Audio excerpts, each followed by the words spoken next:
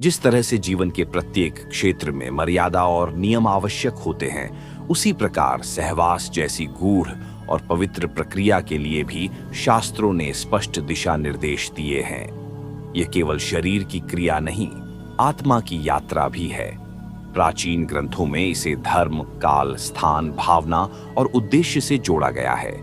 यह समझना आवश्यक है कि सहवास केवल आनंद प्राप्ति के लिए नहीं, बल्कि सृष्टि के संतुलन और ऊर्जा के संचार के लिए भी एक माध्यम है। आर्षि मुनियों ने इसे अत्यंत वैज्ञानिक दृष्टिकोण से देखा और स्पष्ट नियम बनाए जो आज भी उतने ही प्रासंगिक हैं। इस गूढ़ विषय पर आगे बढ़ने से पहले आइए कुछ पल आपके साथ जुड़ते हैं। आपका स्वागत है इस ज्ञान यात्रा में, जहां हम जानेंगे उन प्राचीन शास्त्रीय नियमों को जो आज की आधुनिक दुनिया में लगभग विस्मृत हो चुके हैं। यह श्रृंखला केवल जानकारी के लिए नहीं, बल्कि आत्मबोध और संतुलन के लिए है। हर भाग में आपको ऐसी बातें जानने को मिलेंगी जो आपके दृष्टिकोण को बदल सकती हैं। कृपया इसे खुली सोच और शांति के साथ देखें। यह केवल शरीर नहीं, चेतना से जुड़ा विषय है।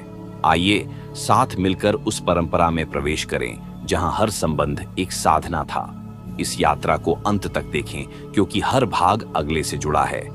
ऋग्वेद, मनुस्मृति, कामशास्त्र और आयुर्वेद जैसे ग्रंथों में सहवास के समय का अत्यंत महत्व बताया गया है। उदाहरण स्वरूप, दिन के किस पहर में यह क्रिया की जाए, इसके भी स्पष्ट निर्देश हैं। ब्रह्म मुहूर्त और सूर्यास्त के समय इसे वर्जित माना गया है, जबकि रात्रि के विशेष कालखंड को उपयुक्त बताया गया है। यह केवल सामाजिक नहीं, जैविक घड़ी के अनुसार भी उचित समझा गया है। यह नियम केवल संतानोत्पत्ति से नहीं, मानसिक और शारीरिक स्वास्थ्य से भी जुड़ा है। समय की मर्यादा केवल दिन और रात के पहर को नहीं दर्शाती, बल्कि हमारे शरीर और मन की अवस्थाओं को भी इंगित करती है। शास्त्रों में सहवास का समय तभी उपयुक्त माना गया है जब शरीर, मन और आत्मा तीनों शांत, संतुलित और ऊर्जा से परिपूर्ण हो। रात्रि का मध्यकाल, जब वातावरण में तमोगुण घटने लगता है और शरीर विश्रांति की अवस्था में होता है, सहवास के लिए सर्वाधिक उपयुक्त माना गया है। यह समय न केवल गहन प्रेम और जुड़ाव के लिए उपयुक्त होता है, बल्कि मानसिक स्थिरता और संतान की शुद्धता के लिए भी आदर्श होता है। प्राचीन ग्रंथों के अनुसार यदि समय अनुचित हो तो परिणाम केवल शारीरिक थकावट तक सीमित नहीं रहता, बल्कि मानसिक दुर्बलता, रोग की प्रवृत्ति और यहां तक कि संतान के स्वभाव तक पर इसका प्रभाव पड़ता है। सहवास एक ऊर्जा संयोजन की प्रक्रिया है, न कि केवल एक भौतिक अनुभव। यदि यह अनुचित समय पर किया जाए तो यह ऊर्जा शरीर को क्षीण कर सकती है। इसलिए आर्षियों ने इसे तप की भांति देखा, संयमित, विचारशील और शुद्ध। समय का दूसरा पहलू यह भी है कि मनुष्य का आंतरिक समय भी महत्वपूर्ण है। जैसे क्रोध, दुख या अत्यधिक उत्तेजना की स्थिति में सहवास वर्जित है। इन स्थितियों में उत्पन्न ऊर्जा नकारात्मक होती है, जो न केवल आत्मिक हानि करती है, बल्कि संबंधों को भी विकृत कर सकती है। यह नियम आधुनिक विज्ञान के उस सिद्धांत से मेल खाता है जिसमें कहा गया है कि जब हम मानसिक तनाव में होते हैं तो हार्मोनल असंतुलन होता है, जिससे संबंधों में कटुता और अशांति जन्म ले सकती है। इसलिए शास्त्रों ने केवल बाह्य समय ही नहीं, बल्कि आंतरिक अवस्था पर भी ध्यान देने को कहा है। सहवास के लिए उपयुक्त समय केवल घड़ी नहीं, चेतना से तय होता है, और जब समय शुद्ध होता है तभी अनुभव भी दिव्यता की ओर ले जाता है। स्थान का चयन केवल सुविधा या गोपनीयता तक सीमित नहीं है, बल्कि शास्त्रों में इसे ऊर्जा, वातावरण और चेतना की पवित्रता से जोड़ा गया है। सहवास को एक यौगिक क्रिया माना गया है, जिसमें दो ऊर्जा स्रोत एकाकार होते हैं। ऐसे में यदि स्थान अशुद्ध हो तो केवल शरीर ही नहीं, दोनों व्यक्तियों की ऊर्जा प्रणाली भी प्रभावित होती है। यही कारण है कि शास्त्रों में सहवास के स्थान को अत्यंत महत्व दिया गया है और विशेष निर्देश दिए गए हैं कि यह क्रिया मंदिर, रसोई, पूजा स्थान, गौशाला या ऐसी किसी भी जगह न हो जहां उच्च ऊर्जा या देवत्व का वास माना जाता हो। सहवास के लिए स्वच्छ, सुगंधित, शांत और निजी स्थान को श्रेष्ठ माना गया है। ऐसा स्थान जहां प्रकाश मध्यम हो, वायु का संचार हो और मन को शांति मिले, वह न केवल शरीर को शिथिल करता है, बल्कि मन को भी प्रेम और करुणा की भावनाओं से भर देता है। आयुर्वेद में भी कहा गया है कि जब शरीर विश्राम की मुद्रा में हो और मन वातावरण से संतुलित अनुभव करे, तभी जीवन ऊर्जा, प्राण का संचार सही दिशा में होता है। यदि स्थान गंदा, अस्त व्यस्त या असहज हो तो यह ऊर्जा विकृत हो जाती है, जिससे संबंध में अनावश्यक तनाव और असंतुलन उत्पन्न होता है। स्थान का महत्व इस बात से भी जुड़ा है कि वहां पूर्व में किस प्रकार की ऊर्जा रही है। जिस स्थान पर कलह, राग, द्वेष या अशुद्ध क्रियाएं होती रही हों, वहां की ऊर्जा नकारात्मक हो सकती है। इसलिए शास्त्रों ने यह भी कहा है कि स्थान को शुद्ध करने हेतु धूप, दीप या मंत्रोच्चारण किया जाए। ऐसा करना केवल परंपरा नहीं, बल्कि ऊर्जा को पुनः संतुलित करने का एक वैज्ञानिक उपाय है। यह भी ध्यान रखने योग्य है कि सहवास एक साधना की भांति है। जहां वातावरण जितना पवित्र और सुकूनदायक होता है, अनुभव उतना ही ऊंचा और गहन होता है। यही कारण है कि आर्षि मुनि भी गृहस्थ आश्रम में स्थान की पवित्रता को सर्वाधिक महत्व देते थे, क्योंकि यह कर्म केवल संतानोत्पत्ति नहीं, आत्मिक मिलन भी है। भावना वह सूक्ष्म धारा है जो सहवास की प्रक्रिया को केवल भौतिक अनुभव से उठाकर आध्यात्मिक मिलन की ओर ले जाती है। शास्त्रों में यह स्पष्ट किया गया है कि यदि सहवास के समय मन में विकृति, वासना, अहंकार, क्रोध या प्रभुत्व की भावना हो तो यह क्रिया पाप की श्रेणी में आ जाती है। यह केवल कर्मकांड का विषय नहीं है, बल्कि चेतना की शुद्धता का प्रश्न है। दो शरीरों का मिलन तभी पवित्र होता है जब वह प्रेम, करुणा, समर्पण और सम्मान की भावना से प्रेरित हो। यदि भावना अपवित्र हो तो उसका परिणाम मानसिक और आध्यात्मिक पतन के रूप में प्रकट होता है। महर्षि वात्स्यायन ने कामसूत्र में यह स्पष्ट लिखा है कि सहवास की सबसे प्रमुख शर्त है एक दूसरे के प्रति गहन आदर और आत्मीयता की भावना। यदि यह नहीं है तो वह केवल शरीरों का संघर्ष बनकर रह जाता है, न कि आत्माओं का संयोग। शास्त्र कहते हैं कि जब पुरुष अपने भीतर स्त्रीत्व और स्त्री अपने भीतर पुरुषत्व को स्वीकार करती है, तभी पूर्णता उत्पन्न होती है। यह भावनात्मक समर्पण ही ऊर्जा के संतुलन को जन्म देता है। यदि भावना केवल तृप्ति या उपयोग तक सीमित हो तो यह क्रिया ऊर्जा की हानि का कारण बनती है। आधुनिक विज्ञान भी अब यह मानता है कि भावनात्मक जुड़ाव के बिना शारीरिक संबंधों में हार्मोनल असंतुलन, थकावट, अवसाद और मनोविकार जन्म लेते हैं। यही बात शास्त्रों ने हजारों वर्ष पहले ही बता दी थी। सहवास केवल तभी सकारात्मक फल देता है जब वह सह अनुभूति, सह स्वीकार और सह निर्माण की भावना से किया गया हो। अन्यथा यह केवल इच्छाओं की ज्वाला में स्वाहा हो जाने जैसा है। इसलिए भावना का परिष्कार आवश्यक है। जब मन प्रेम से परिपूर्ण होता है तो शरीर स्वयं सहज हो जाता है और आत्मा इस पवित्र मिलन में आनंद का अनुभव करती है। यह वह अवस्था है जहां न कोई डर रहता है, न अपेक्षा, केवल मौन और गहराई का अनुभव होता है। उद्देश्य वह आधार है जो यह तय करता है कि कोई भी कर्म शुभ है या अशुभ। सहवास जैसे शक्तिशाली और ऊर्जा संचारित कर्म के पीछे उद्देश्य यदि केवल इंद्रिय सुख, वासना या मन की क्षणिक तृप्ति तक सीमित हो तो यह आत्मा को नीचे की दिशा में ले जाता है। परंतु यदि यही क्रिया प्रेम, संतानोत्पत्ति, आत्मिक मिलन और दाम्पत्य को मजबूती देने के उद्देश्य से की जाए तो यह तप के समान पुण्यदायी बन जाती है। शास्त्रों में बार बार यह कहा गया है कि जो कार्य संकल्प और सत्वगुणी भावना से किया जाए उसका प्रभाव दीर्घकालिक और सकारात्मक होता है। महर्षि चरक और सुश्रुत जैसे आयुर्वेदाचार्यों ने भी स्पष्ट किया कि सहवास का उद्देश्य केवल काम तृप्ति नहीं होना चाहिए, बल्कि यह शरीर और मन की संपूर्णता को समझते हुए किया जाना चाहिए। जब यह कर्म संतान को जन्म देने के पवित्र उद्देश्य से किया जाता है तो उस संतान में स्थिरता, ओज, तेज और सात्विकता का भाव जन्म लेता है। लेकिन यदि उद्देश्य केवल भोग की प्यास है तो वही क्रिया तामसिक हो जाती है, जो जीवन शक्ति को नष्ट कर देती है। ऋषियों का मानना था कि जिस प्रकार यज्ञ में आहुति देने का उद्देश्य देवताओं को प्रसन्न करना होता है, उसी प्रकार सहवास भी एक यज्ञ है जिसमें मन, शरीर और आत्मा तीनों की आहुति दी जाती है। और यह यज्ञ तभी पूर्ण होता है जब उसका उद्देश्य पवित्र हो। यहाँ तक कहा गया है कि यदि उद्देश्य गलत हो तो उसकी ऊर्जा आने वाली पीढ़ियों तक को प्रभावित कर सकती है। यही कारण है कि प्राचीन भारत में गुरुजन युवक युवतियों को विवाह से पहले यह सिखाते थे कि दाम्पत्य केवल अधिकार नहीं, एक समर्पण है जिसका केंद्र केवल भौतिक सुख नहीं, आत्मिक विकास है। सहवास का उद्देश्य यदि संपूर्णता, एकत्व और सृजन हो तो यह कर्म मोक्ष के मार्ग को सुगम कर सकता है, अन्यथा यह जीवन को मोह और भ्रम की ओर खींच ले जाता है। आहार केवल पेट भरने का साधन नहीं है, बल्कि वह जीवन ऊर्जा का स्रोत है जो हमारे शरीर, मन और आत्मा तीनों को प्रभावित करता है।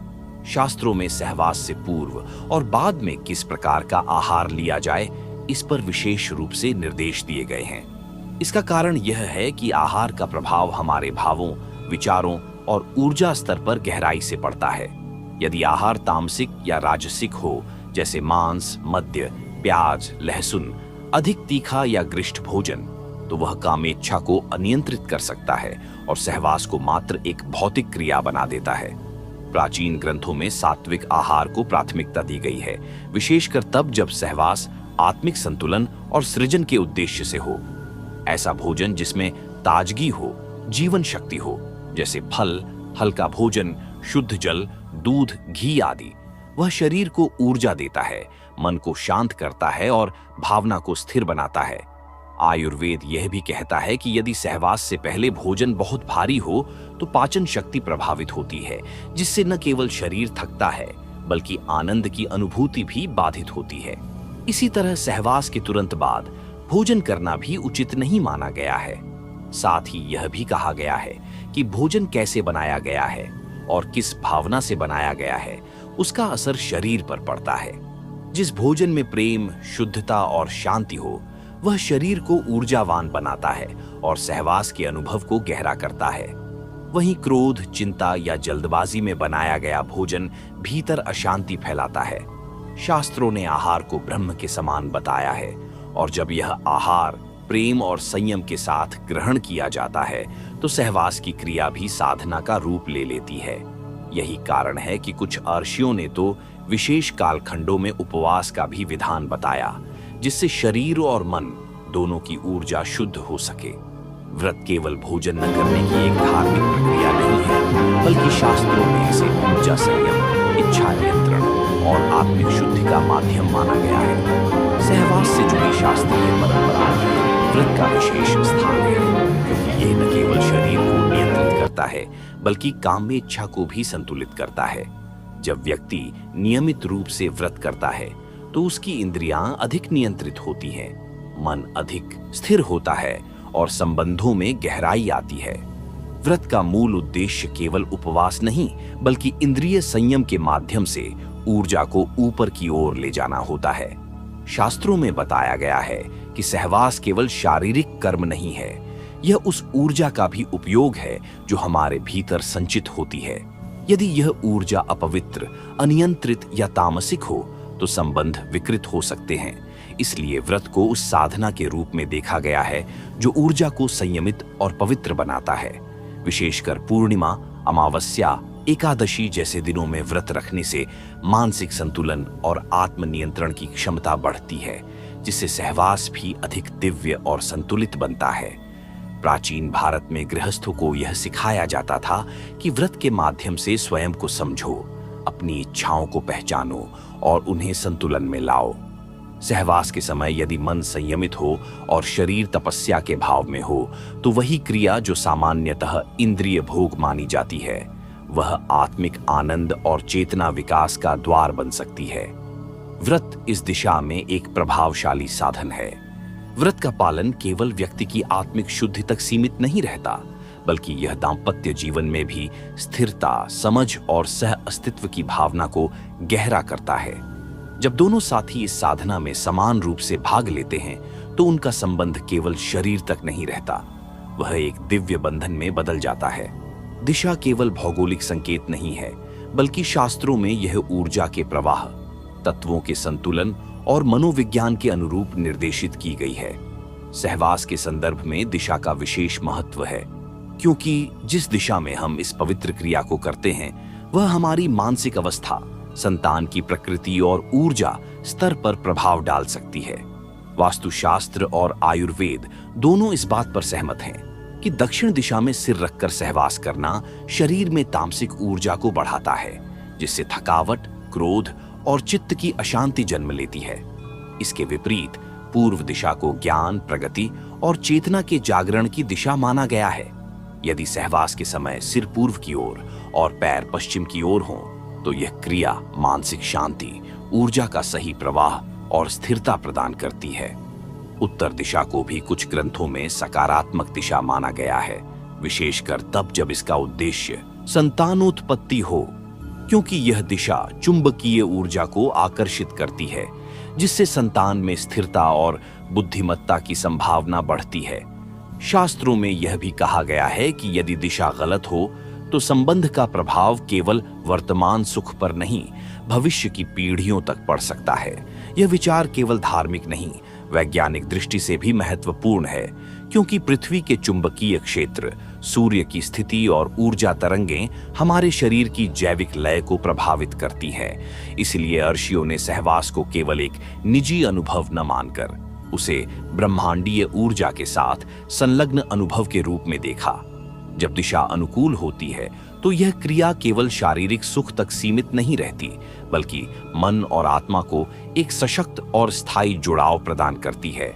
यही कारण है कि प्राचीन भारत में दंपति दिशा का ध्यान रखते हुए इसे एक अनुष्ठान की भांति संपन्न करते थे। काल केवल समय का संकेतक नहीं है, बल्कि यह ब्रह्मांडीय चक्रों, ऊर्जा की तरंगों और जीवन के सूक्ष्म प्रवाह से गहराई से जुड़ा हुआ है।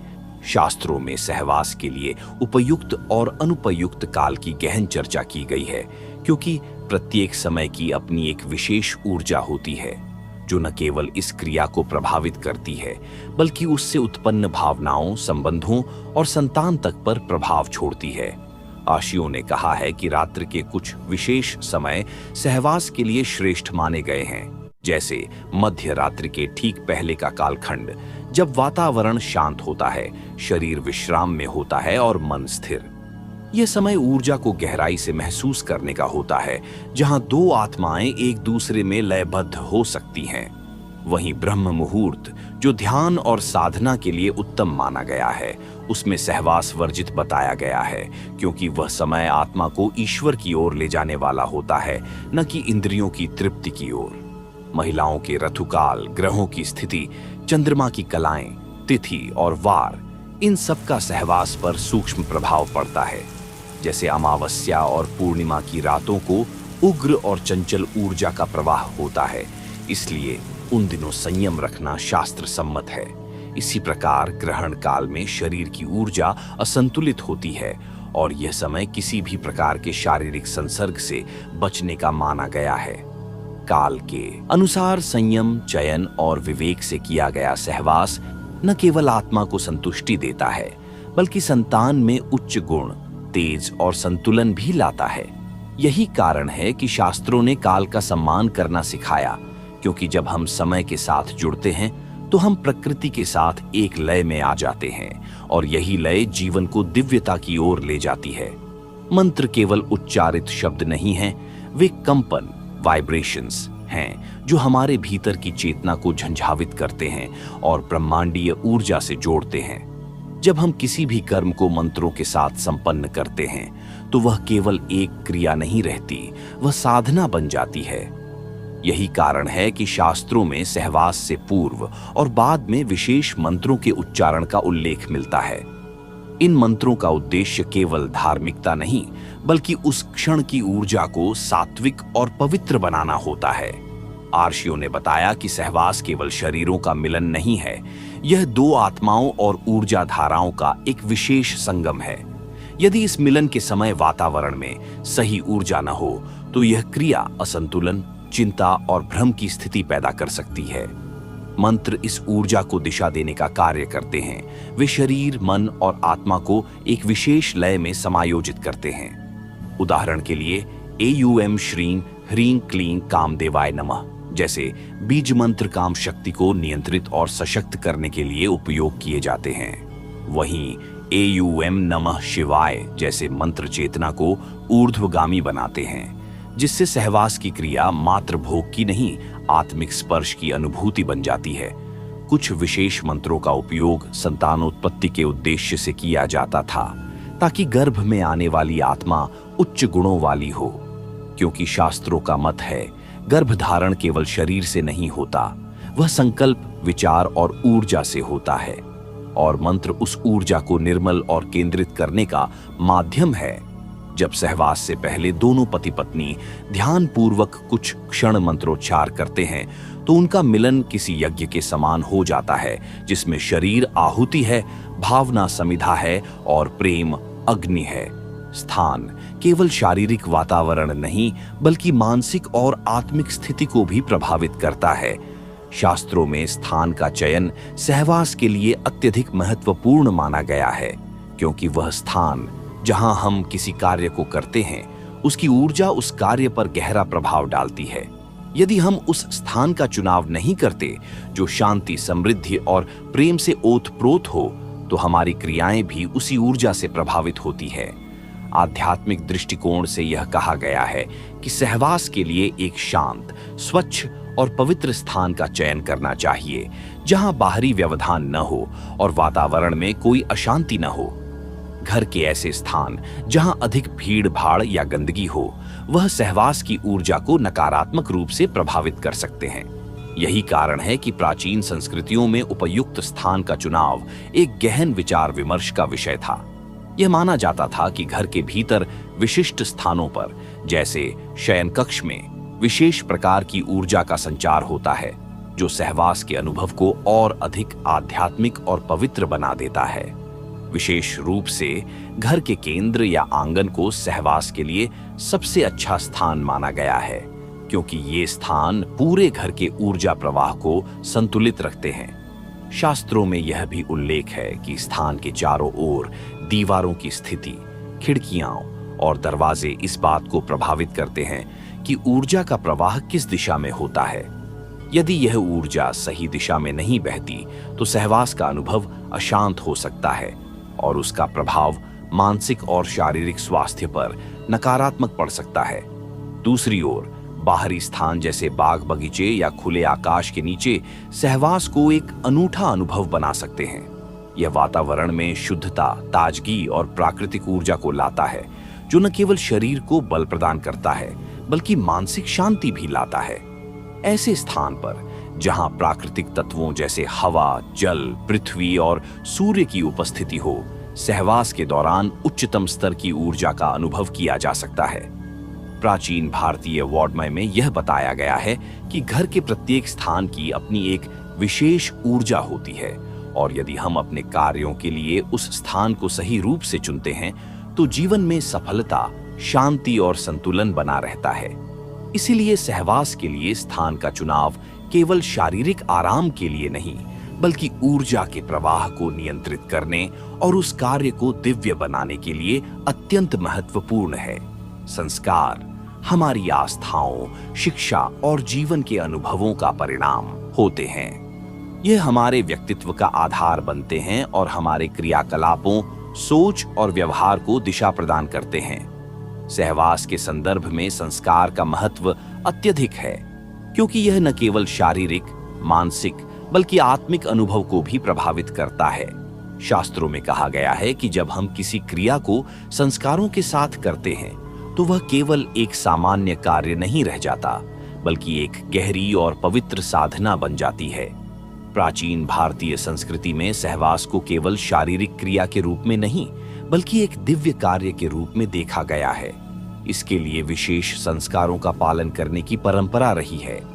उदाहरण के लिए, विवाह के समय दोनों पक्षों के बीच कई संस्कार किए जाते हैं, जिनमें प्रमुख है हवन या यज्ञ, जो वातावरण को शुद्ध करता है और ऊर्जा का प्रवाह सही दिशा में स्थापित करता है।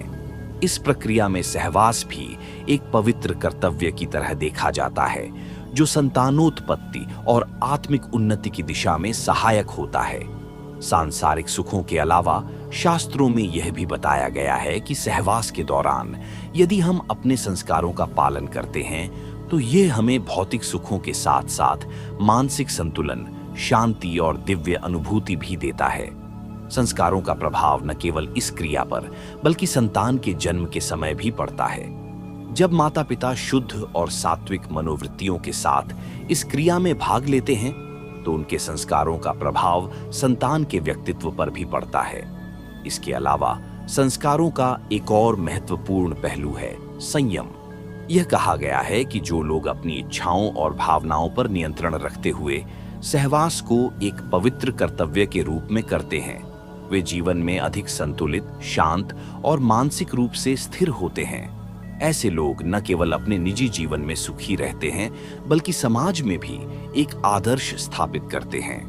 वर्तमान समय में भी शास्त्रों से प्राप्त संस्कारों का पालन करके हम अपने जीवन को अधिक पवित्र और संतुलित बना सकते हैं। यह संस्कार न केवल हमारे निजी जीवन में बल्कि हमारे संबंधों में भी गहराई और स्थिरता लाते हैं। जब दो व्यक्ति एक साथ मिलकर संस्कारों के साथ सहवास करते हैं तो उनका संबंध केवल भौतिक नहीं रहता बल्कि आत्मिक और मानसिक रूप से भी मजबूत हो जाता है। ध्यान वह साधना है जो हमारे मन, शरीर और आत्मा को एकत्रित करती है और इसे शास्त्रों में सर्वोत्तम साधना माना गया है।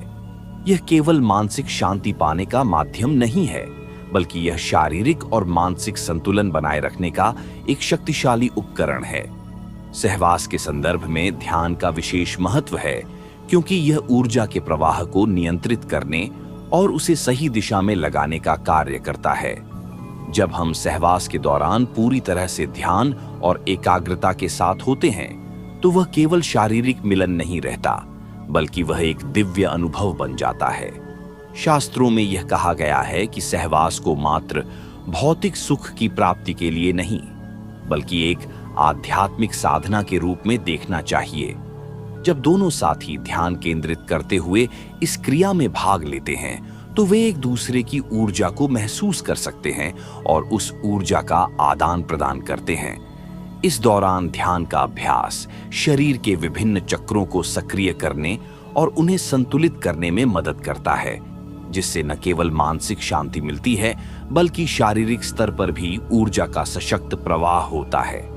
यह ध्यान केवल शारीरिक स्थिरता तक सीमित नहीं होता बल्कि यह हमारी मानसिक स्थिति और भावनाओं को भी नियंत्रित करता है। जब हम ध्यान से जुड़ते हैं तो हमारी इंद्रियां शांत होती हैं, हमारा मन स्थिर होता है और सहवास का अनुभव एक गहरे आत्मिक संबंध में बदल जाता है।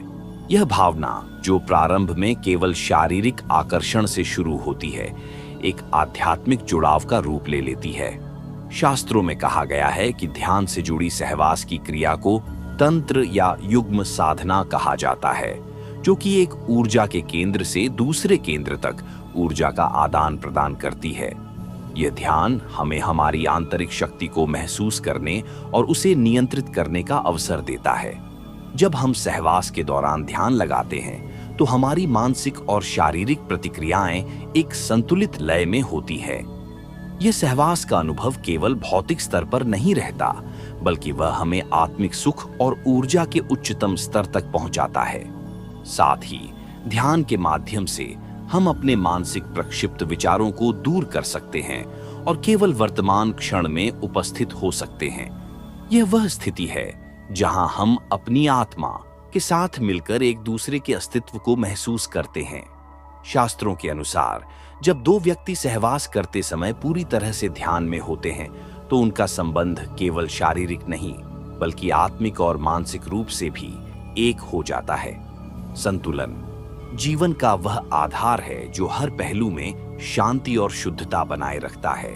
शास्त्रों के अनुसार सहवास के दौरान संतुलन बनाए रखना अत्यंत महत्वपूर्ण है क्योंकि जब दोनों साथी शारीरिक, मानसिक और भावनात्मक रूप से संतुलित होते हैं तो उनका संबंध गहरी ऊर्जा और दिव्यता का एहसास कराता है। यह संतुलन न केवल दो व्यक्तियों के बीच होता है बल्कि यह उनकी व्यक्तिगत ऊर्जा, विचार और भावनाओं का भी सामंजस्य बनाए रखता है। हमारी आंतरिक ऊर्जा और बाहरी परिस्थितियां हमेशा संतुलन बनाए रखने के लिए काम करती हैं। जब हम मानसिक रूप से शांत और शारीरिक रूप से स्वस्थ होते हैं तब हम अपने रिश्ते को सही दिशा में आगे बढ़ा सकते हैं। सहवास के दौरान यह संतुलन आवश्यक होता है, क्योंकि यदि हम अपने मन और शरीर में असंतुलन महसूस करते हैं तो वह ऊर्जा दोनों के संबंधों में नकारात्मक प्रभाव डाल सकती है। शास्त्रों में यह भी उल्लेख मिलता है कि सहवास के दौरान केवल शारीरिक संतुलन नहीं, बल्कि भावनाओं और मानसिक स्थिति का भी संतुलन होना चाहिए। यदि कोई एक व्यक्ति मानसिक रूप से असंतुलित होता है तो दूसरे व्यक्ति की ऊर्जा पर उसका प्रभाव पड़ता है, जिससे संबंध में तनाव और संघर्ष उत्पन्न हो सकते हैं। इसलिए यह आवश्यक है कि दोनों साथी अपने व्यक्तिगत जीवन में संतुलन बनाए रखें, ताकि वह एक दूसरे के साथ मिलकर सुख और शांति का अनुभव कर सकें। संतुलन का मतलब केवल शारीरिक मिलन नहीं है, बल्कि यह भावनाओं, विचारों और इच्छाओं का सही अनुपात है। शास्त्रों के अनुसार सहवास को हमेशा एक पवित्र कार्य के रूप में देखना चाहिए, जहां दोनों साथी मानसिक, भावनात्मक और शारीरिक रूप से तैयार होते हैं। जब यह संतुलन सही ढंग से स्थापित होता है तो सहवास का अनुभव एक दिव्य और आध्यात्मिक प्रक्रिया बन जाता है। संतुलन बनाए रखने के लिए संयम, समझदारी और विश्वास की आवश्यकता होती है। दोनों साथी एक दूसरे की भावनाओं का सम्मान करते हुए अपनी इच्छाओं को नियंत्रित करते हैं और मिलकर अपने संबंधों को एक सकारात्मक दिशा में आगे बढ़ाते हैं। शास्त्रों में यह भी कहा गया है कि यदि कोई एक व्यक्ति अधिक नियंत्रण खो देता है तो यह संबंधों के भीतर असंतुलन का कारण बन सकता है। जब सहवास के समय यह संतुलन बना रहता है तो दोनों व्यक्तियों के बीच एक गहरी समझ, प्रेम और सहमति उत्पन्न होती है। यह संतुलन न केवल उनके रिश्ते को मजबूत करता है, बल्कि यह उन्हें मानसिक और शारीरिक रूप से संतुष्टि भी प्रदान करता है। संतुलन की यह प्रक्रिया पूरी तरह से एक दूसरे की आंतरिक ऊर्जा और भावनाओं के साथ मेल खाते हुए होती है। प्रेम वह ऊर्जा है जो न केवल दो व्यक्तियों को एक दूसरे से जोड़ती है, बल्कि वह पूरे ब्रह्मांड से उनके संबंध को भी जोड़ने का काम करती है। शास्त्रों में प्रेम को केवल एक भावना या आकर्षण के रूप में नहीं, बल्कि एक दिव्य और अनंत शक्ति के रूप में देखा गया है। यह न केवल शारीरिक मिलन के लिए, बल्कि जीवन के हर पहलू में संतुलन और शांति बनाए रखने के लिए आवश्यक है।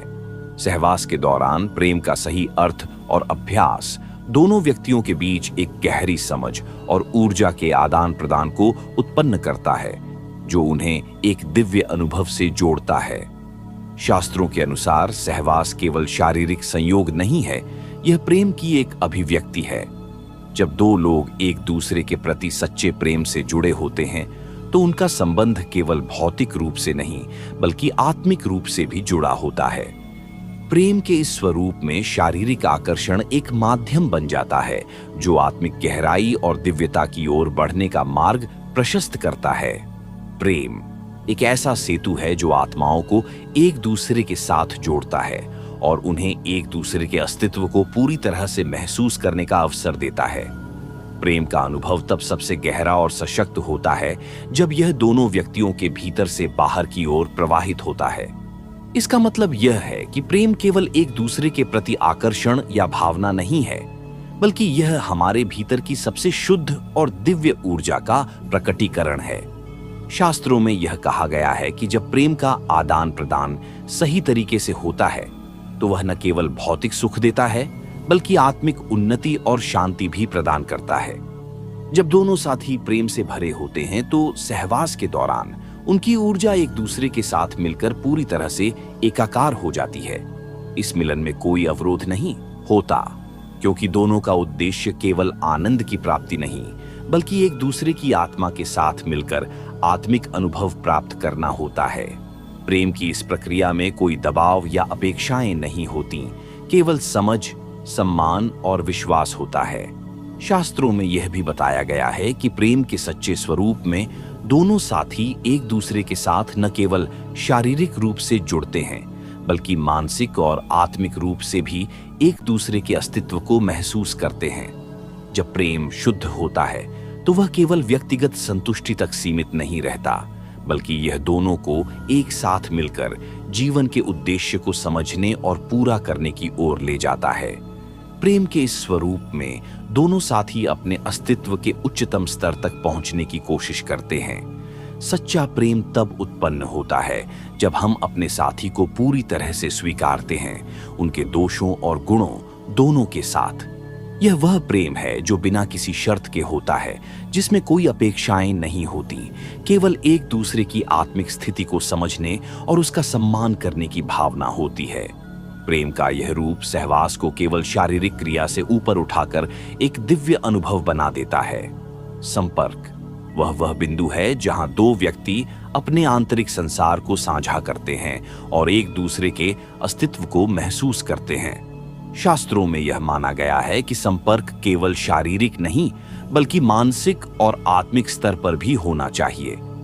जब दो व्यक्तियों के बीच सही संपर्क स्थापित होता है तो यह न केवल शारीरिक मिलन को गहराई प्रदान करता है बल्कि यह दोनों के बीच एक दिव्य संबंध का निर्माण करता है। सहवास के दौरान संपर्क का सही रूप दोनों व्यक्तियों के बीच एक ऐसी ऊर्जा का प्रवाह बनाता है जो उन्हें एक दूसरे के प्रति और अधिक संवेदनशील और जागरूक बनाता है। जब हम किसी के साथ संपर्क स्थापित करते हैं तो यह केवल भौतिक रूप से एक दूसरे को छूने का नहीं बल्कि उनकी ऊर्जा, उनके विचार और उनके आंतरिक संसार को समझने का अवसर होता है। शास्त्रों में बताया गया है कि जब कोई व्यक्ति अपने साथी के साथ पूरी तरह से जुड़े होते हुए मानसिक और भावनात्मक रूप से उसे समझने की कोशिश करता है तो वह संपर्क केवल एक शारीरिक अनुभव नहीं बनता बल्कि एक आत्मिक अनुभूति ले लेता है। संपर्क का यह उच्चतम रूप तब होता है जब दो व्यक्तियों के बीच कोई अवरोध नहीं होता। इसका मतलब यह है कि दोनों के बीच संचार की कोई दीवार नहीं होती और वे एक दूसरे के विचारों, भावनाओं और इच्छाओं को बिना किसी भय या संकोच के साझा कर सकते हैं। इस प्रकार का संपर्क सहवास को एक पवित्र और दिव्य अनुभव बना देता है जिसमें कोई बाहरी विकार या मानसिक अशांति नहीं होती। शास्त्रों में यह कहा गया है कि एक पवित्र संबंध तभी बनता है जब दोनों साथी एक दूसरे के संपर्क में पूरी तरह से होते हैं, न केवल शारीरिक रूप से बल्कि मानसिक और भावनात्मक रूप से भी। संपर्क के इस रूप में दोनों व्यक्ति न केवल एक दूसरे के शारीरिक पहलुओं को महसूस करते हैं बल्कि वे एक दूसरे के विचारों, संवेदनाओं और भावनाओं को भी समझते हैं। इस प्रक्रिया में दोनों के बीच की दीवारें गिर जाती हैं और एक गहरी समझ और आत्मिक मेलजोल उत्पन्न होता है। यह संपर्क सहवास के अनुभव को केवल भौतिक संतुष्टि तक सीमित नहीं रहने देता बल्कि यह एक दिव्य मिलन की दिशा में अग्रसर करता है। संपर्क का यह रूप तब और भी महत्वपूर्ण हो जाता है जब दोनों व्यक्ति अपनी व्यक्तिगत इच्छाओं और अपेक्षाओं को त्याग कर केवल एक दूसरे के साथ संपूर्ण रूप से जुड़ते हैं।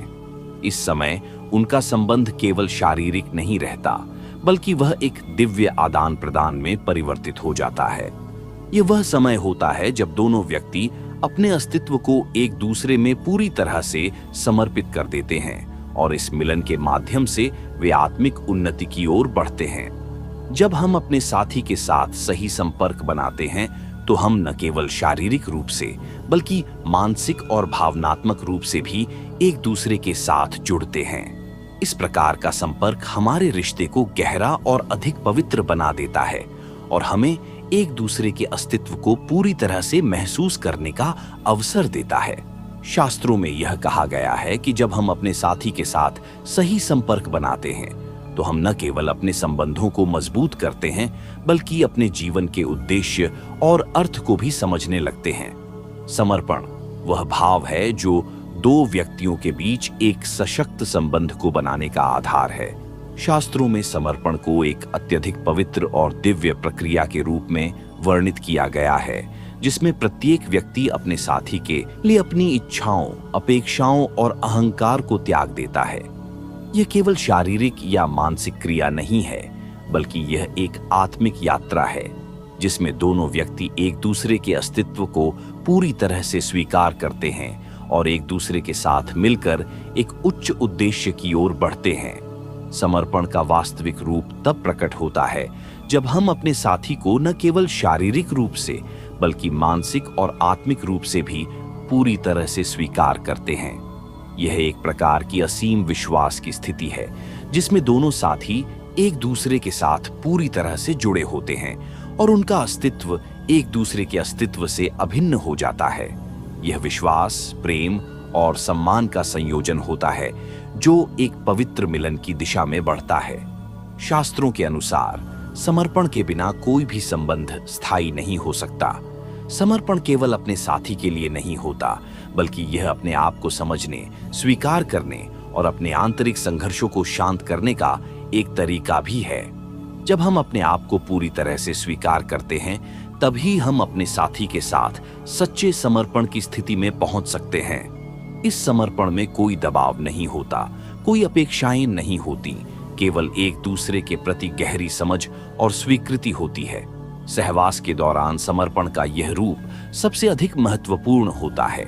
जब दोनों साथी अपने अहंकार को छोड़कर पूरी तरह से एक दूसरे के प्रति समर्पित होते हैं, तो यह सहवास केवल शारीरिक संतुष्टि तक सीमित नहीं रहता, बल्कि यह एक दिव्य अनुभव बन जाता है।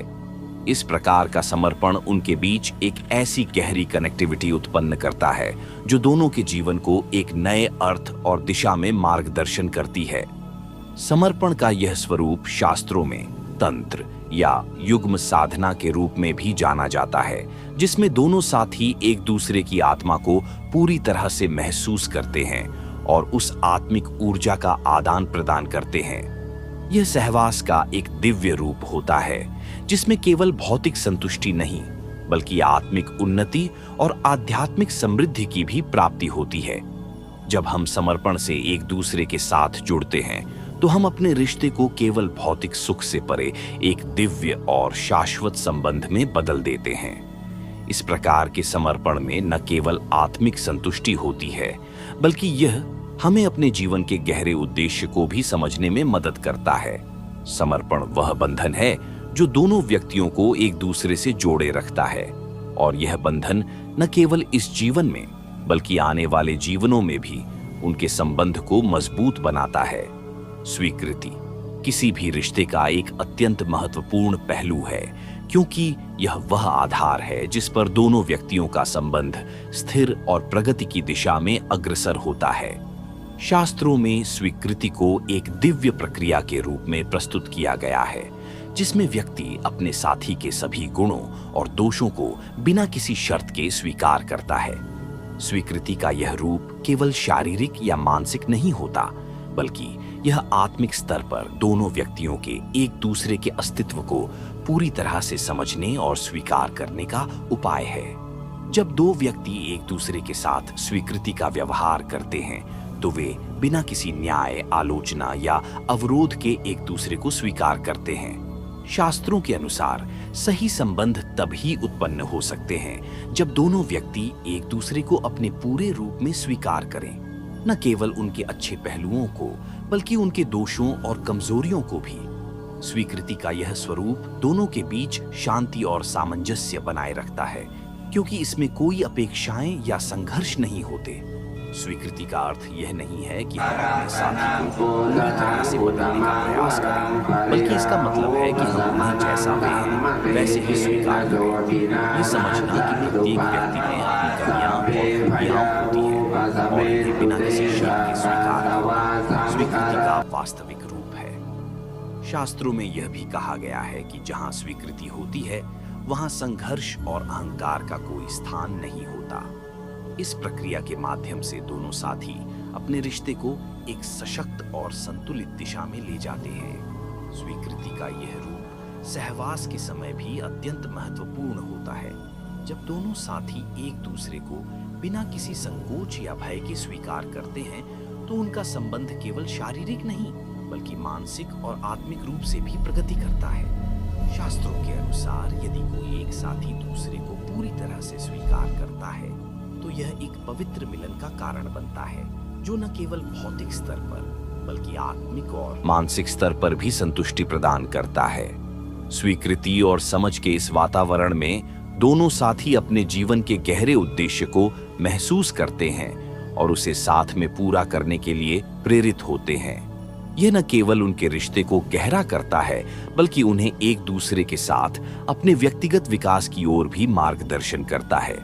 जब दोनों व्यक्ति एक दूसरे की स्वीकृति से अभिभूत होते हैं, तो यह उनके संबंधों में एक स्थायी शांति और सामंजस्य स्थापित करता है, जो उन्हें जीवन की कठिनाइयों का सामना करने में मदद करता है।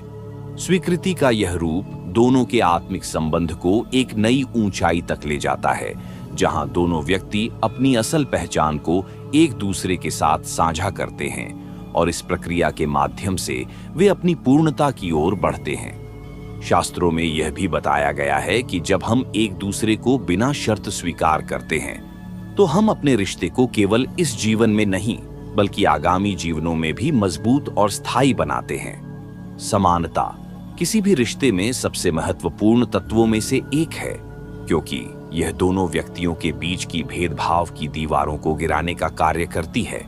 शास्त्रों में समानता को एक अत्यंत महत्वपूर्ण गुण माना गया है, जो हर एक संबंध को स्थिर और संतुलित बनाता है। समानता का मतलब यह नहीं है कि दोनों व्यक्तियों की हर चीज एक जैसी हो, बल्कि इसका अर्थ है कि दोनों के पास एक दूसरे के अधिकारों, भावनाओं और विचारों को समान रूप से समझने और सम्मान देने की क्षमता हो। जब हम किसी रिश्ते में समानता की बात करते हैं, तो इसका मतलब यह है कि दोनों साथी एक दूसरे के विचारों और भावनाओं को समान महत्व देते हैं। शास्त्रों के अनुसार समानता का संबंध केवल बाहरी रूप से नहीं, बल्कि आंतरिक रूप से भी होता है। जब दो व्यक्ति एक दूसरे के साथ समान भावनात्मक और मानसिक स्तर पर होते हैं, तो उनका रिश्ता केवल शारीरिक नहीं, बल्कि आत्मिक रूप से भी प्रगति करता है। यह समानता उस दीवार को तोड़ देती है जो कभी न कभी रिश्ते में असंतुलन उत्पन्न कर सकती है। समानता का यह रूप तब और भी महत्वपूर्ण हो जाता है जब दोनों साथी एक दूसरे की असमानताओं और विशिष्टताओं को समझते हैं और उनका सम्मान करते हैं। शास्त्रों में यह कहा गया है कि कोई भी रिश्ता तब तक सशक्त नहीं हो सकता जब तक दोनों व्यक्तियों के बीच समानता का तत्व न हो। यह समानता केवल विचारों और भावनाओं में नहीं होती, बल्कि इसमें दोनों साथी के आत्मिक स्तर पर एक समान संबंध होता है। यह समानता केवल एक दूसरे की असल पहचान और भावनाओं को समझने और स्वीकार करने का अवसर देती है। समानता का महत्व सहवास के समय भी बहुत अधिक होता है। जब दोनों साथी एक दूसरे को समान रूप से महसूस करते हैं, बिना किसी भेदभाव के, तो उनका संबंध केवल भौतिक अनुभव तक सीमित नहीं रहता।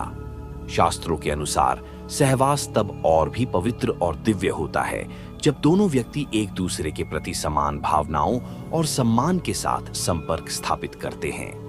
यह समानता केवल सहवास के समय ही नहीं, बल्कि जीवन के हर क्षेत्र में एक दूसरे के साथ की जाने वाली हर क्रिया में प्रकट होती है।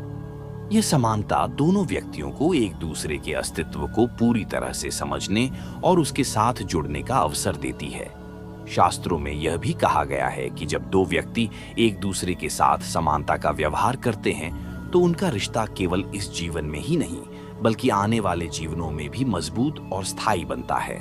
ये समानता उन दोनों के आत्मिक स्तर पर एक संतुलन और सामंजस्य पैदा करती है, जिससे उनका संबंध और भी मजबूत और सशक्त होता है।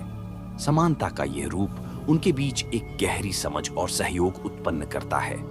जब दोनों साथी अपने अपने अधिकारों और दायित्वों को समान रूप से स्वीकार करते हैं, तो उनके रिश्ते में कोई भी असमानता या भेदभाव नहीं रहता।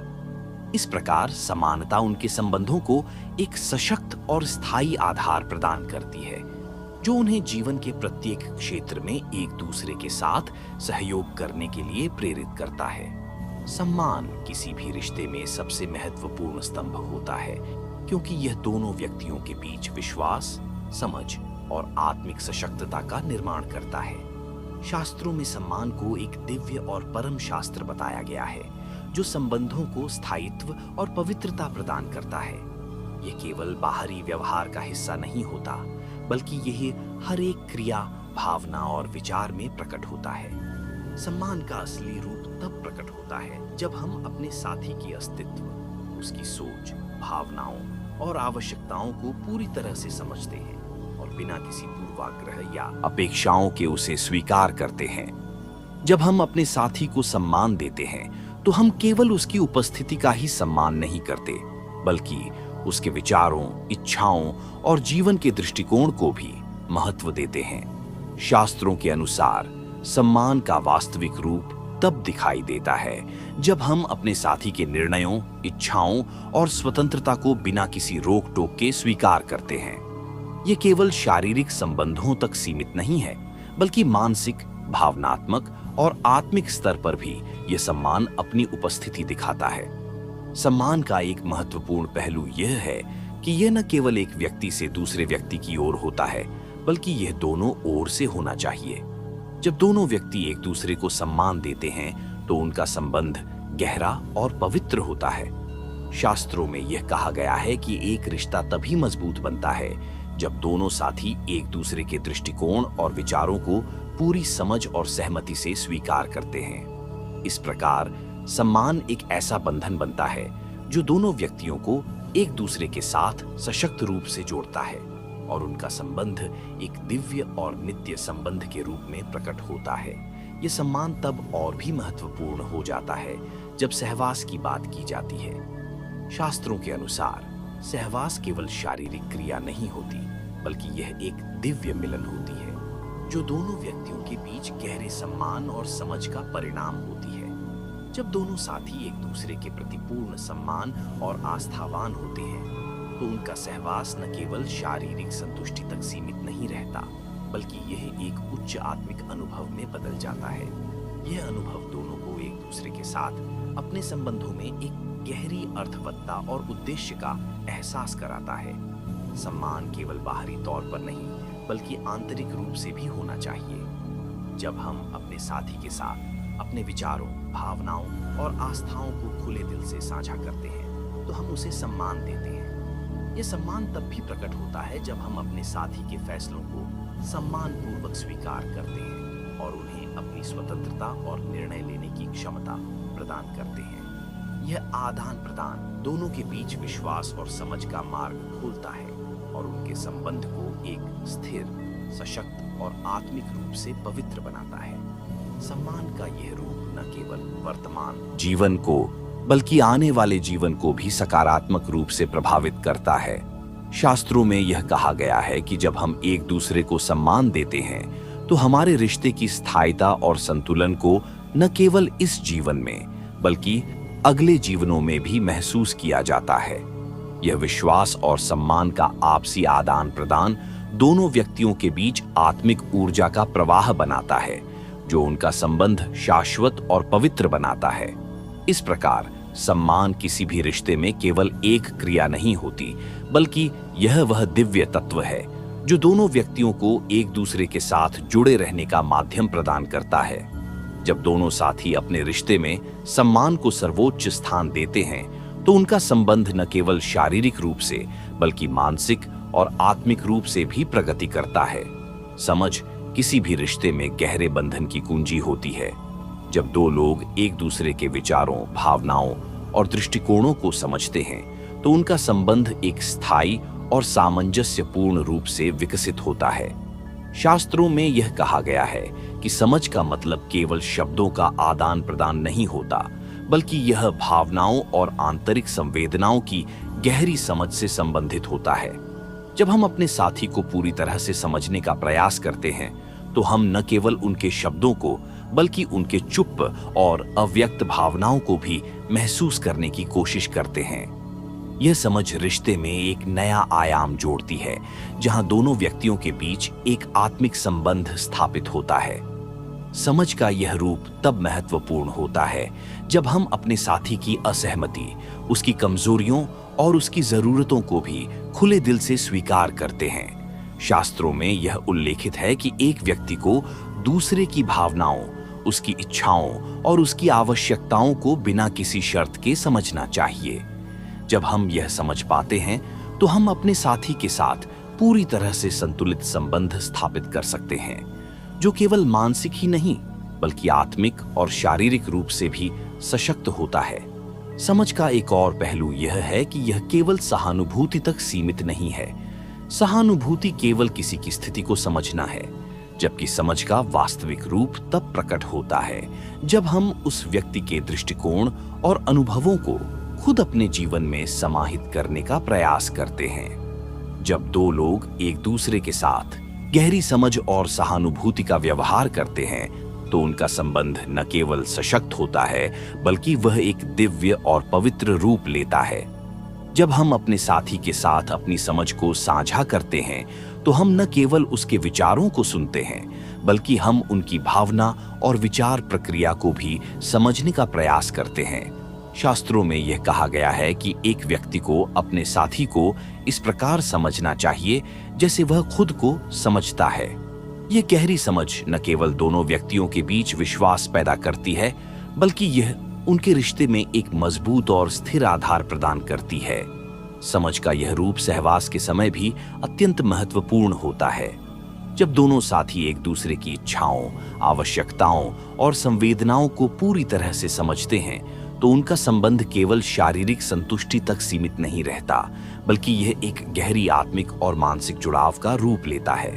शास्त्रों के अनुसार सहवास तब सबसे पवित्र और दिव्य होता है जब दोनों साथी एक दूसरे के प्रति पूर्ण समझ और सम्मान दिखाते हैं। इस प्रकार शारीरिक मिलन केवल एक भौतिक क्रिया नहीं रहती, बल्कि यह एक उच्चतम स्तर पर आत्मिक मिलन का अनुभव बन जाती है। समझ का एक और महत्वपूर्ण पहलू यह है कि यह निरंतर विकसित होने वाली प्रक्रिया है। एक रिश्ता समय के साथ बदलता है और दोनों व्यक्तियों के विचारों, भावनाओं और आवश्यकताओं में बदलाव आता है।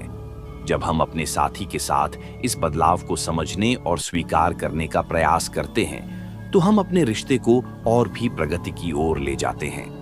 शास्त्रों में यह भी कहा गया है कि समझ तब और भी गहरी होती है जब हम अपने साथी के विचारों और इच्छाओं के अनुरूप अपने दृष्टिकोण को अनुकूलित करते हैं। यह समझ केवल एक व्यक्ति के दृष्टिकोण तक सीमित नहीं होती, बल्कि यह दोनों के बीच के संबंधों को स्थिर करने में महत्वपूर्ण भूमिका निभाती है। जब हम समझ पाते हैं कि हमारे साथी की भावनाएं, उनकी स्थितियां और उनका दृष्टिकोण क्या है, तो हम उनके साथ एक गहरा और संतुलित संबंध बना सकते हैं। यह समझ शास्त्रों के अनुसार हमें अपने जीवन साथी के साथ एक दिव्य और स्थायी संबंध की दिशा में मार्गदर्शन करती है। संवेदनशीलता किसी भी रिश्ते में समझ और सम्मान के बाद सबसे महत्वपूर्ण तत्व मानी जाती है। यह उस गहरी चेतना का प्रतीक है जो हम अपने साथी की भावनाओं, उनकी आवश्यकताओं और उनके दृष्टिकोण के प्रति रखते हैं। जब हम किसी रिश्ते में संवेदनशील होते हैं, तो हम अपने साथी की हर एक छोटी बड़ी भावना और आवश्यकता को गहरी सराहना और सम्मान के साथ समझते हैं। शास्त्रों में कहा गया है कि केवल शारीरिक रूप से नहीं, बल्कि मानसिक और भावनात्मक स्तर पर भी किसी रिश्ते की सफलता का दारोमदार संवेदनशीलता पर होता है। यह केवल एक प्रतिक्रिया नहीं है, बल्कि यह एक सक्रियता है जिसके द्वारा हम अपने साथी के साथ अपने रिश्ते में संतुलन और समन्वय बनाए रखते हैं। जब हम संवेदनशील होते हैं, तो हम अपने साथी की हर भावना, चाहे वह खुशी हो या दुख, को उसी गहराई से महसूस करते हैं जैसे वह हमारी अपनी भावना हो। यह संवेदनशीलता हमें अपने साथी की छोटी छोटी आवश्यकताओं, उनकी समस्याओं और उनके विचारों को समझने और उन पर ध्यान देने की प्रेरणा देती है। शास्त्रों के अनुसार यह संवेदनशीलता रिश्ते में न केवल समझ और सम्मान को सशक्त करती है, बल्कि यह दोनों के बीच आत्मिक जुड़ाव भी स्थापित करती है। जब दोनों साथी एक दूसरे के प्रति संवेदनशील होते हैं, तो उनका रिश्ता सिर्फ मानसिक और शारीरिक रूप से नहीं, बल्कि भावनात्मक रूप से भी मजबूत और स्थिर बनता है। संवेदनशीलता का वास्तविक रूप तब प्रकट होता है जब हम अपने साथी के साथ न केवल खुशियों में, बल्कि दुख और दुखद परिस्थितियों में भी खड़े रहते हैं। शास्त्रों में यह कहा गया है कि एक सशक्त और स्थिर रिश्ता वही होता है जब दोनों साथी एक दूसरे के प्रति संवेदनशील होते हुए हर स्थिति में एक दूसरे का समर्थन करते हैं। यह संवेदनशीलता तब और भी महत्वपूर्ण होती है जब कोई व्यक्ति जीवन के कठिन दौर से गुजर रहा हो। ऐसे समय में यदि हम अपने साथी के प्रति संवेदनशील होते हैं, तो हम उनके दर्द और आघात को समझने की कोशिश करते हैं और उनके साथ मिलकर उसे पार करने की दिशा में कदम बढ़ाते हैं। संवेदनशीलता रिश्ते में विश्वास और सुरक्षा की भावना को बढ़ावा देती है। जब दोनों साथी एक दूसरे के प्रति संवेदनशील होते हैं, तो वे यह महसूस करते हैं कि वे किसी भी परिस्थिति में एक दूसरे के साथ हैं, चाहे वे खुश हों या दुखी। ये विश्वास और सुरक्षा की भावना उन्हें अपने रिश्ते को और भी गहरा और स्थायी बनाने की प्रेरणा देती है। शास्त्रों के अनुसार संवेदनशीलता ही वह तत्व है जो रिश्ते में किसी भी प्रकार की दरार को भरने का कार्य करती है। यह रिश्ते को केवल शारीरिक स्तर पर नहीं बल्कि भावनात्मक और मानसिक स्तर पर भी सशक्त करती है। संवेदनशीलता का प्रभाव सहवास के समय भी बहुत महत्वपूर्ण होता है। जब दो व्यक्ति एक दूसरे के प्रति संवेदनशील होते हैं तो उनका शारीरिक मिलन केवल एक भौतिक संतुष्टि तक सीमित नहीं रहता। शास्त्रों में यह उल्लेखित किया गया है कि सहवास तब सबसे अधिक पवित्र और दिव्य होता है जब दोनों साथी एक दूसरे के प्रति गहरी संवेदनशीलता दिखाते हैं। इस प्रकार सहवास केवल एक शारीरिक अनुभव नहीं रहता बल्कि यह दोनों के बीच आत्मिक और मानसिक जुड़ाव को बढ़ाता है। यह जुड़ाव दोनों को एक दूसरे की सच्ची आवश्यकता और भावनाओं को समझने का अवसर प्रदान करता है, जो उनके रिश्ते को एक नया आयाम देता है। संवेदनशीलता का यह पहलू जीवन के हर क्षेत्र में दिखाई देता है। यह केवल एक क्रिया नहीं होती बल्कि यह एक मानसिकता बन जाती है जो हमारे हर शब्द, क्रिया और विचार में प्रकट होती है। जब हम अपने साथी के प्रति संवेदनशील होते हैं तो हम अपनी भावनाओं, शब्दों और कार्यों में सतर्क रहते हैं ताकि किसी भी प्रकार का गलत प्रभाव उनके ऊपर न पड़े। यह संवेदनशीलता हमें अपने रिश्ते को हर परिस्थिति में सकारात्मक दिशा में बढ़ाने की प्रेरणा देती है। इस प्रकार संवेदनशीलता एक ऐसा गुण है जो रिश्ते को केवल स्थिर नहीं बनाता बल्कि इसे एक नए और ऊंचे स्तर पर ले जाता है। जब दो लोग एक दूसरे के प्रति संवेदनशील होते हैं तो उनका संबंध किसी भी चुनौती या समस्या का सामना करने में सक्षम हो जाता है। यह संवेदनशीलता उनके रिश्ते को केवल शारीरिक या मानसिक स्तर पर नहीं बल्कि भावनात्मक और आत्मिक स्तर पर भी सशक्त बनाती है। संतुलन किसी भी रिश्ते की नींव होती है। ये केवल शारीरिक संतुलन नहीं बल्कि मानसिक, भावनात्मक और आत्मिक संतुलन का भी प्रतीक है। जब दो लोग अपने रिश्ते में संतुलन बनाए रखते हैं तो वे न केवल एक दूसरे के बीच समानता और सामंजस्य स्थापित करते हैं बल्कि वे अपने व्यक्तिगत जीवन के उद्देश्यों और महत्वाकांक्षाओं को भी एक दूसरे के साथ जोड़कर एक नया मार्ग प्रशस्त करते हैं। शास्त्रों में यह कहा गया है कि संतुलन का अस्तित्व तब होता है जब दो व्यक्तियों के बीच किसी भी प्रकार की विषमता या अनबन नहीं होती बल्कि उनके विचार, भावनाएं और कार्य एक साथ सामंजस्यपूर्ण रूप से चलते हैं। रिश्ते में संतुलन का मतलब यह नहीं है कि दोनों व्यक्ति हमेशा एक जैसे सोचें या एक जैसे कार्य करें, बल्कि इसका अर्थ यह है कि दोनों के बीच का अंतर, चाहे वह उनके दृष्टिकोण में हो, विचारधारा में हो या किसी भी अन्य पहलू में हो, वह सम्मानपूर्वक स्वीकार किया जाता है। संतुलन का वास्तविक रूप तब दिखाई देता है जब दोनों साथी अपने अंतर को समझते हुए एक दूसरे के दृष्टिकोण और विचारों का आदान प्रदान करते हैं। शास्त्रों में इस बात का उल्लेख है कि जब दो लोग एक दूसरे के दृष्टिकोण का सम्मान करते हैं और उसे स्वीकार करते हैं तो उनका रिश्ता स्थिर और सशक्त बनता है। रिश्ते में संतुलन का एक और पहलू यह है कि यह व्यक्तिगत स्वतंत्रता और एकजुटता के बीच संतुलन बनाए रखता है। जब हम अपने साथी को पूरी स्वतंत्रता देते हैं तो हम उन्हें अपनी व्यक्तिगत पहचान बनाए रखने का अवसर प्रदान करते हैं। वहीं जब हम एकजुट रहते हैं तो हम अपने रिश्ते को एक नई दिशा में ले जाते हैं। शास्त्रों के अनुसार यह संतुलन न केवल भावनात्मक संबंधों को स्थिर करता है बल्कि यह दोनों व्यक्तियों के बीच एक गहरी आत्मिक और मानसिक समन्वय की स्थिति पैदा करता है। संतुलन का यह पहलू शारीरिक संबंधों में भी महत्वपूर्ण होता है। शास्त्रों में यह बताया गया है कि सहवास तभी सबसे पवित्र और दिव्य होता है जब दोनों साथी शारीरिक और मानसिक रूप से संतुलित होते हैं। जब दोनों एक दूसरे के प्रति पूर्ण सम्मान और समझ दिखाते हैं तो उनका संबंध शारीरिक रूप से भी गहरा होता है। संतुलन का यह रूप सहवास को केवल शारीरिक अनुभव तक सीमित नहीं रखता बल्कि यह आत्मिक और मानसिक जुड़ाव का भी एक माध्यम बन जाता है। संतुलन का यह महत्व जीवन के अन्य पहलुओं में भी देखने को मिलता है। जब हम अपने व्यक्तिगत जीवन, करियर और रिश्ते के बीच संतुलन बनाए रखते हैं तो हम न केवल अपने जीवन के विभिन्न पहलुओं को सफलतापूर्वक संचालित करते हैं, बल्कि हम अपने रिश्ते को भी एक स्थिर और सशक्त आधार प्रदान करते हैं। शास्त्रों के अनुसार यह संतुलन जीवन में किसी भी प्रकार की असंतुलन से बचने में मदद करता है, जो रिश्ते में दरार और कष्ट का कारण बन सकता है।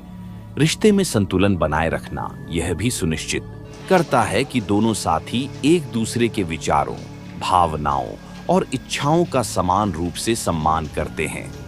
जब हम किसी रिश्ते में संतुलन बनाए रखते हैं, तो हम न केवल अपने साथी की आवश्यकताओं को समझते हैं, बल्कि अपनी खुद की आवश्यकताओं को भी प्राथमिकता देते हैं। इस प्रकार संतुलन केवल रिश्ते के बाहरी दृष्टिकोण से ही नहीं, बल्कि आंतरिक भावनाओं और इच्छाओं से भी जुड़ा होता है। संतुलन के बिना रिश्ते में तनाव और असंतुलन उत्पन्न हो सकता है, जो दोनों व्यक्तियों के बीच अविश्वास और असहमति को जन्म दे सकता है।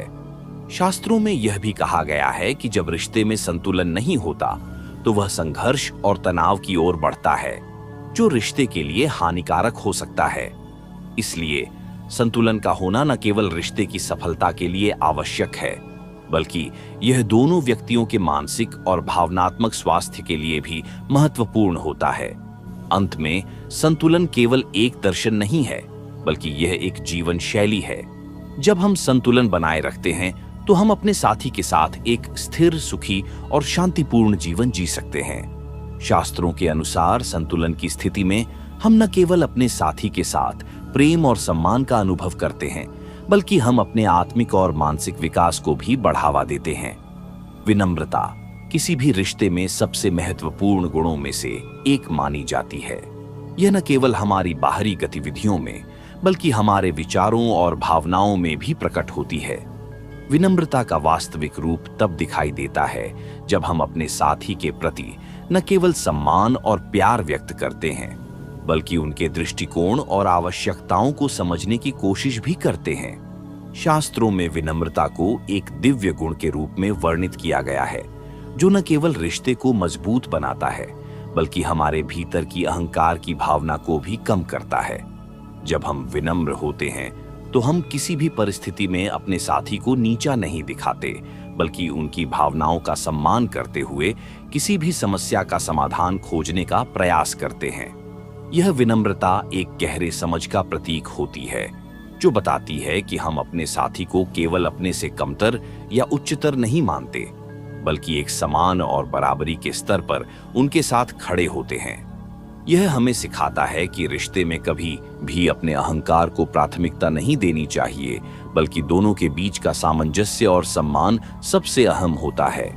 विनम्रता का एक और महत्वपूर्ण पहलू यह है कि यह हमें अपने साथी के विचारों और भावनाओं के प्रति संवेदनशील बनाती है। जब हम विनम्र होते हैं, तो हम उनके दृष्टिकोण को समझने के लिए तैयार रहते हैं, चाहे वह हमारी सोच से भिन्न ही क्यों न हो। शास्त्रों में यह कहा गया है कि विनम्रता उस स्थिति में काम करती है जब दोनों साथी एक दूसरे के विचारों और भावनाओं को समान रूप से महत्व देते हैं। यह हमें यह समझने में मदद करती है कि किसी भी रिश्ते में केवल हम ही सही नहीं होते, बल्कि हमारे साथी की भी अपनी एक विशेषता होती है, जिसे हमें आदर और सम्मान देना चाहिए। रिश्ते में विनम्रता का मतलब यह नहीं है कि हम हमेशा अपने आप को पीछे छोड़ दें, बल्कि इसका अर्थ यह है कि हम अपने साथी के साथ मिलकर एक दूसरे के विचारों और आवश्यकताओं का समर्पण भाव से पालन करें। ये दोनों को एक दूसरे के साथ गहरे और सशक्त जुड़ाव की ओर बढ़ने की प्रेरणा देती है। जब हम विनम्र होते हैं, तो हम अपने साथी के साथ किसी भी परिस्थिति में न केवल समझदारी से संवाद करते हैं, बल्कि हम उनके साथ बेहतर तरीके से एक जीवन की योजना भी बना सकते हैं। शास्त्रों के अनुसार यह विनम्रता उन रिश्तों में सबसे महत्वपूर्ण भूमिका निभाती है, जहां दोनों साथी एक दूसरे का सम्मान करते हुए जीवन की यात्रा पर एक साथ चलने का प्रयास करते हैं। विनम्रता का प्रभाव सहवास में भी बहुत गहरा होता है। जब दोनों साथी अपने आप को और अपने साथी को सम्मान देते हैं, तो सहवास केवल शारीरिक मिलन नहीं रह जाता, बल्कि यह एक प्रेम और सम्मान का गहरा अनुभव बन जाता है। शास्त्रों में यह उल्लेखित किया गया है कि जब सहवास के समय दोनों साथी एक दूसरे के प्रति विनम्र और समर्पित होते हैं, तो वह केवल शारीरिक संतुष्टि का अवसर नहीं होता, बल्कि यह एक गहरे भावनात्मक और आत्मिक जुड़ाव का भी प्रतीक बन जाता है। यह सच्चे प्रेम और सम्मान के साथ शारीरिक मिलन का अनुभव होता है, जो दोनों को एक नई ऊर्जा और शक्ति से भर देता है। विनम्रता का अर्थ केवल यह नहीं है कि हम अपने साथी के सामने हमेशा स्वयं को छोटा महसूस करें, बल्कि यह भी है कि हम अपने आत्मसम्मान को बनाए रखते हुए एक दूसरे के सामने अपने विचारों, भावनाओं और इच्छाओं को ईमानदारी से व्यक्त करें। शास्त्रों में यह कहा गया है कि विनम्रता का अर्थ यह नहीं है कि हम अपनी पहचान खो दें, बल्कि इसका मतलब यह है कि हम अपने साथी की पहचान का सम्मान करते हुए एक दूसरे के साथ अपने संबंधों को गहरे और प्रगाढ़ बनाते हैं। जब दोनों साथी विनम्र होते हैं तो वे अपने रिश्ते में किसी भी प्रकार की तकरार या विवाद से बचने की कोशिश करते हैं। वे हमेशा एक दूसरे के दृष्टिकोण को समझने की कोशिश करते हैं और रिश्ते में किसी भी प्रकार की नकारात्मकता को दूर करने के लिए सकारात्मक दृष्टिकोण अपनाते हैं। ये विनम्रता न केवल रिश्ते में शांति और सामंजस्य बनाए रखती है, बल्कि ये दोनों को एक दूसरे के प्रति सच्चे प्रेम और समझ से भर देती है। शास्त्रों के अनुसार रिश्ते में विनम्रता की उपस्थिति दोनों व्यक्तियों के बीच एक गहरे और पवित्र संबंध की स्थापना करती है, जो समय के साथ मजबूत और स्थिर होता है।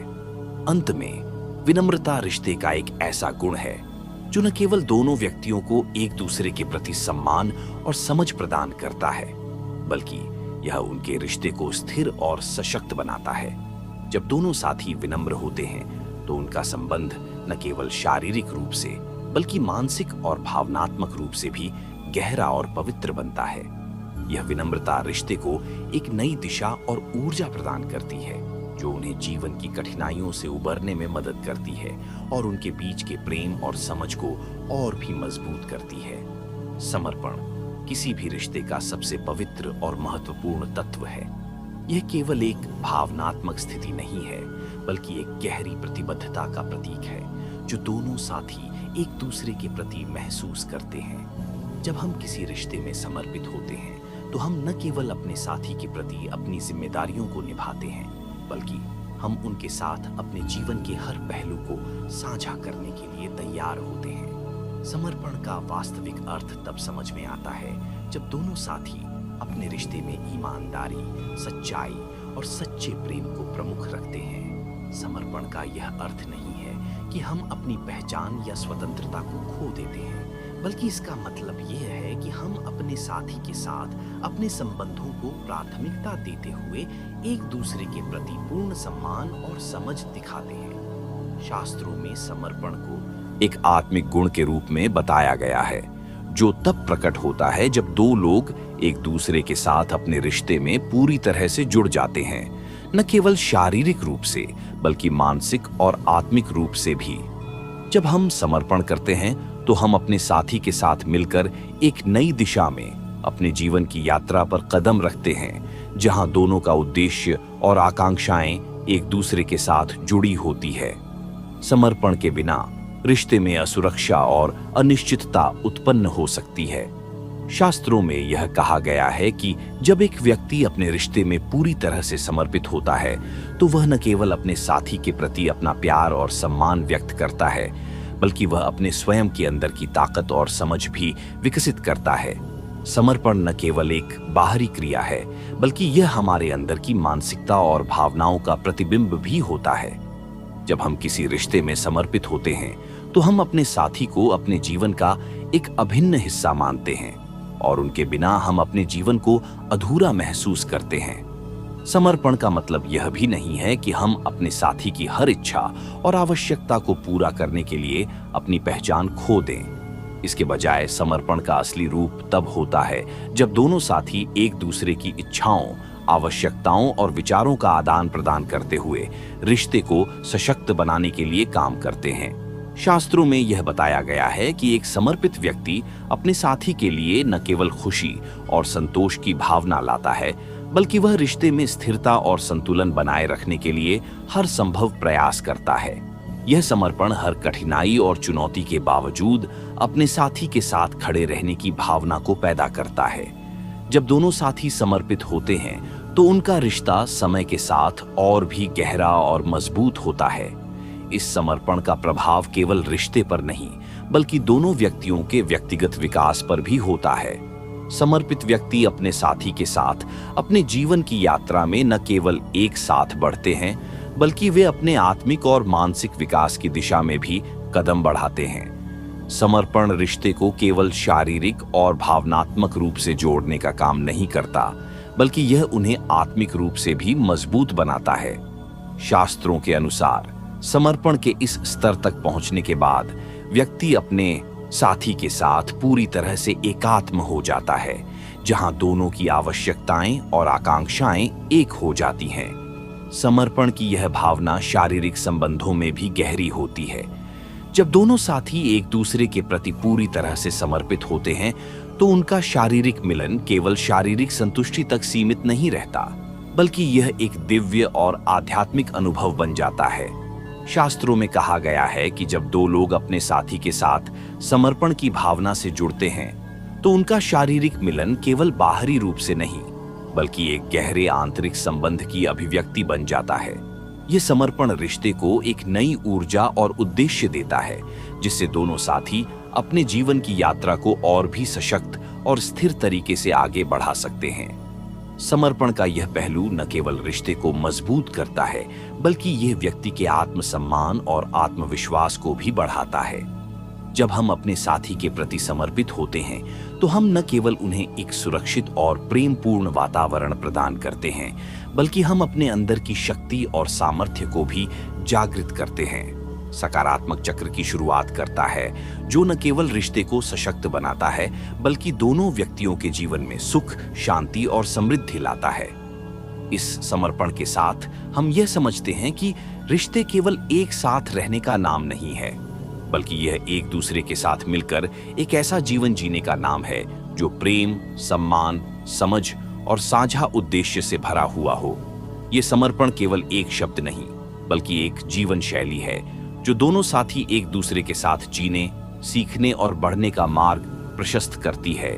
जब हम इस समर्पण को अपने जीवन में अपनाते हैं तो हम न केवल अपने रिश्ते को मजबूत करते हैं बल्कि हम अपने भीतर एक गहरी संतुष्टि और शांति का अनुभव करते हैं। इस प्रकार समर्पण वह अंतिम कड़ी है जो रिश्ते को पूर्णता और संतोष की ओर ले जाती है, जिससे दोनों व्यक्ति न केवल एक साथ होते हैं बल्कि वे एक दूसरे के साथ अपने जीवन की पूरी यात्रा पर एक नई दिशा में चलने के लिए तैयार होते हैं।